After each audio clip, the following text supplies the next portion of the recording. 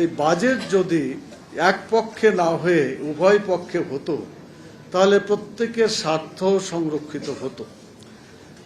শ্রমিক কাজ করে, তারাই উৎপাদন করে, টাকা পয়সা তারাই দেশে উৎপাদন করে, তাদের একটা ভালো চিন্তা আছে এবং তাদের সেই চিন্তার মাধ্যমে দেশটাকে গঠন করার অনেক মূল্যবান কথাবার্তা শ্রমিকদের মধ্যে থাকে।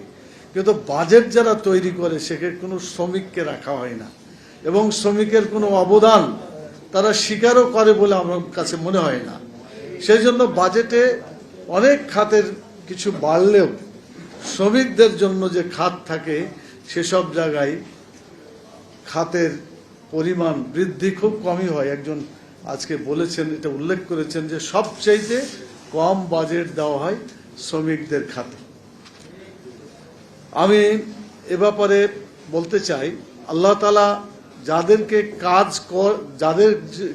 যাদের দিয়ে তিনি কাজ করান, আল্লাহ নিজেই তাদেরকে সম্মানিত করেছে।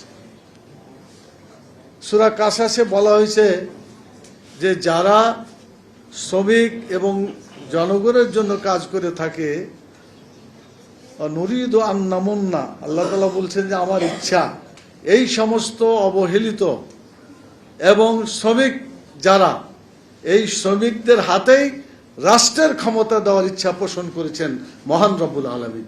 আলহামদুলিল্লাহ।